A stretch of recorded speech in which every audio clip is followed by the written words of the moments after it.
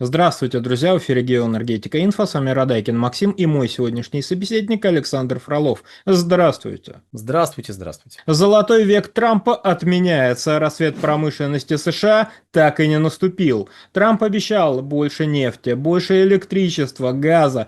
Но что реально происходит? Что меняется? И как там с собственной генерацией, как там с собственной добычей, как там сланцевая революция себя поживает? Ну, чувствует себя сланцевой революцией, я думаю, прекрасно. Ну вот. Я напомню, дорогие друзья, вдруг вы пропустили чудесные 2009-2010 годы, когда все вокруг бегали и рассказывали, ну все, за сланцами будущее, за сланцами просто невероятное светлое будущее, скоро сланцы будут у всех, ну не в смысле обуви, и не в смысле горючих сланцев, как где-нибудь там в Эстонии, а в плане сланцевого газа, а потом и сланцевой нефти. И скоро будет экспорт этой сланцевой революции. Европа будет добывать газ сланцевый. Украина будет добывать сланцевый газ. Турция будет добывать сланцевый газ. Китай будет... Все будут добывать сланцевый газ. Россия как поставщик не нужна. Почему тут там не упоминались все остальные поставщики? Неизвестно, но возможно когда-нибудь какие-нибудь исследователи ответят нам на этот вопрос, почему не упоминались другие поставщики, а только Россия. Ну, кто его знает. Так вот, шли годы, экспорт сланцевой революции все откладывался. У нас некоторые наши писатели-фантасты, которые в то же время являлись крупными, как бы так помягче выразиться, юмористами, успели написать чудесные статьи, которые завирусились в интернете году в 12-13-13, о том, что ну все, скоро на Украине с 2014 года сланцевый газ попрет, и прям вот будет этого сланцевого газа настолько много, что поставки из России будут не нужны. Время шло.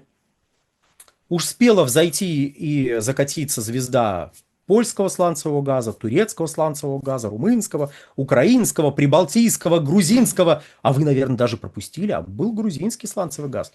Вот. Успела взойти, закатиться, взойти, закатиться, взойти, закатиться.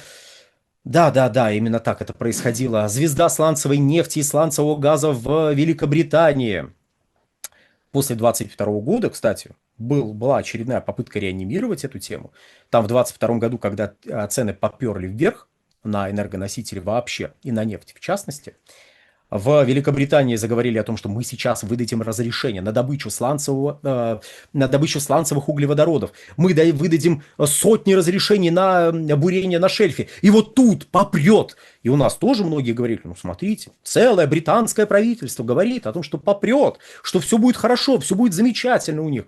Ну не могут же они просто трепаться, это же британцы, а у нас все знают. Британцы это такие прошаренные ребята, они тайные кукловоды вообще всего и вся. Они если говорят, то так и будет. Ну, да, да, так и есть. Вот. Британия это не страна, находящаяся в том же самом кризисе, как и Европейский Союз в целом, не пытающаяся бороться с теми же проблемами. Нет. Там нету политических кризисов. Не. Они, если говорят, что сланцевый газ будет и нефть будут, то значит так и будет. Кстати, как там дела с 22 года? Добывают уже? Выдали разрешение? Или компании, посмотрев на эти предложения, справедливо заметили, что погодите, это все добывать хорошо, когда нефть стоит $100, а газ стоит 1000. А когда они подешевеют, какой нам смысл сейчас вкладываться в добычу, чтобы нефть подешевела и газ подешевел? Именно такая была задача. Чтобы мы потеряли деньги. И закономерно ничего не было. Несмотря на обещания, ничего не было.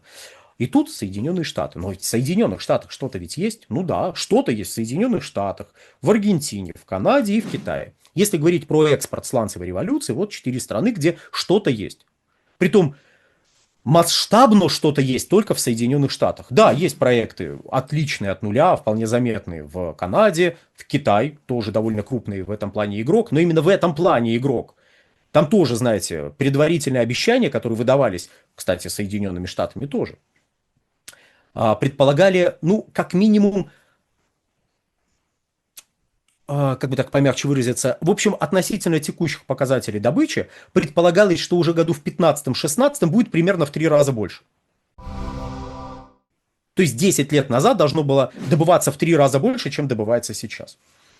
Вот. Ну, Аргентина больше кричит о своих успехах, хотя вакуума Эрту мы не отменяем. Кстати, если хотите про Аргентину и вообще Латинскую Америку чуть больше знать, к нам на Инфотек можно заходить, мы регулярно публикуем и новости оттуда, и какую-то аналитику, в том числе по той же самой Аргентине и по их сланцам. Так вот, Соединенные Штаты – это страна, где действительно сланцевая революция реализовалась, притом главная причина реализации этой сланцевой революции – феноменальнейшая доступность, отсутствующая у всех остальных, бурового оборудования. В принципе, ни у кого в мире нету столько установок буровых, как у Соединенных Штатов. То есть, когда у вас было задействовано штук 400, а простаивало 2000, и тут вам говорят сланцевый газ, и 2000 начинают бурить изо всех сил. Ну, наверное, ваша ситуация будет сильно отличаться от того, на что могут рассчитывать регионы, где, ну, там сотня, ну, другая буровых установок при схожем с вами объеме потребления. Ну, но мы сейчас как бы не про сланцевый газ, мы сейчас про добычу. Так вот, добыча сланцевого газа, сланцевой нефти зависит от цен. Притом Соединенные Штаты, единственная страна, которая полноценно реализовала эту индустрию, тоже зависит от цен. Мы видели, как добыча падала, прямо очень серьезно падала в 2015 году, с середины 2015 по середину 2016 года под давлением низких цен на нефть. Добыча нефти тогда на 1 200 000 баррелей сократилась. Кстати, в Венесуэле, где тоже дорогая добыча, немножко по другим причинам, но тоже дорогая добыча, она тут примерно на тот же объем падала. Напоминаю, вдруг нас смотрит кто-то, кто слушает Трампа и наших экономических блогеров, которые на полном серьезе вливают в уши широкой аудитории о том, что да-да-да, это социалисты просто в этой самой Венесуэле были. Из-за них добыча стала падать. Странно. В Китае при Компартии добыча растет, в Советском Союзе добыча росла, а в Венесуэле,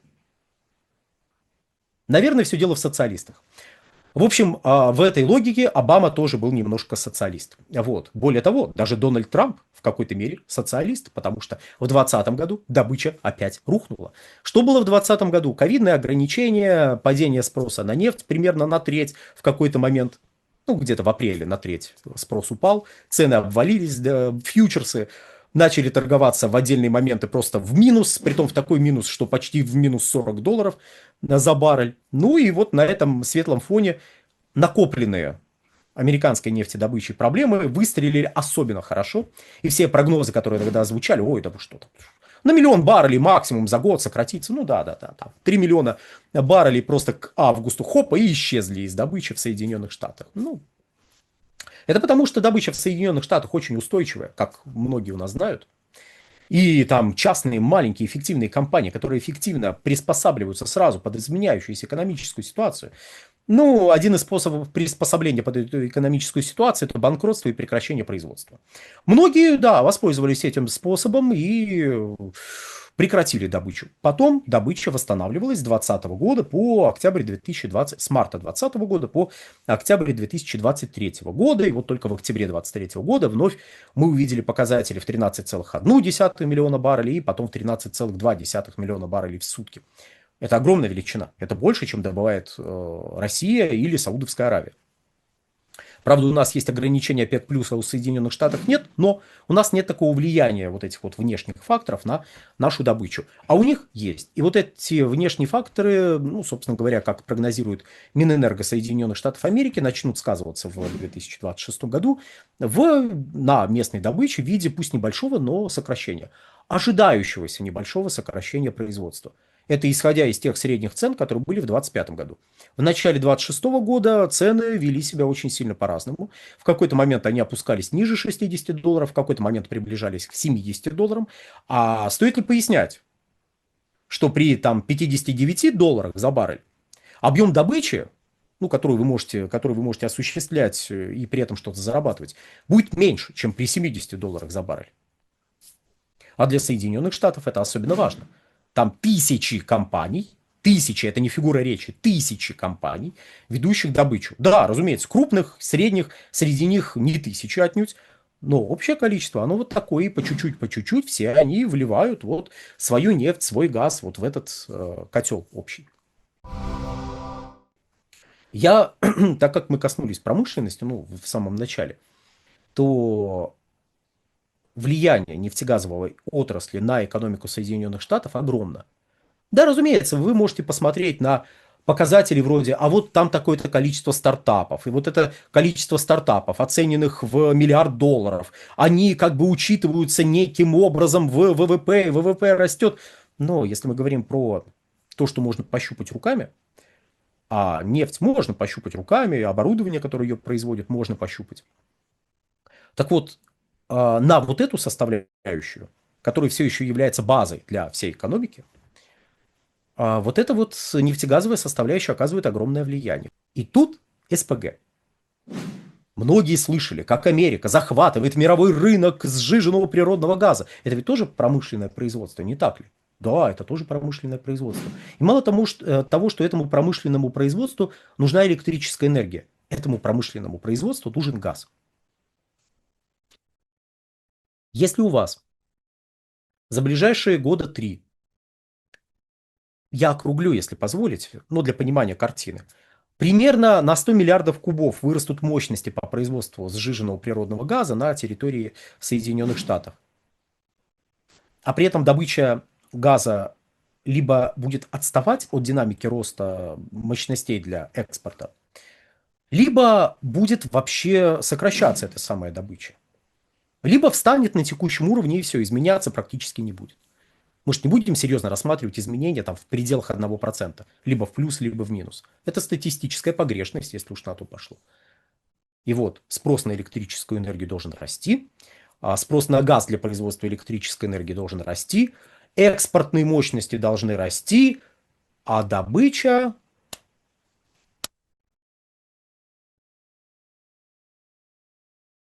Что должно произойти с ценами на внутреннем рынке, если вот этот сценарий будет развиваться так, как он развивается? Они не должны вырасти. И с одной стороны, это здорово для производства, потому что цены вырастут, производство вырастет, красота.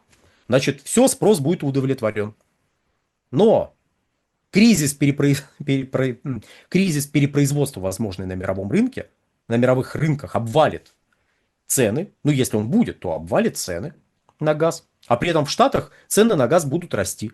И везти газ из Штатов куда-то еще станет вообще невыгодно. Таким образом, да, отбор с внутреннего рынка сократится. Но при этом и цена электрической энергии успеет вырасти. Себестоимость электрической энергии успеет вырасти. Поэтому, когда Дональд Трамп приходит и говорит, да я сейчас порешаю, ну, на месте восхищенной общественности я бы поинтересовался. А вот эти факторы, которые более чем очевидны. Что вы будете делать с ними? Нет, не то, чтобы с ними ничего нельзя сделать. Можно, конечно, что-то.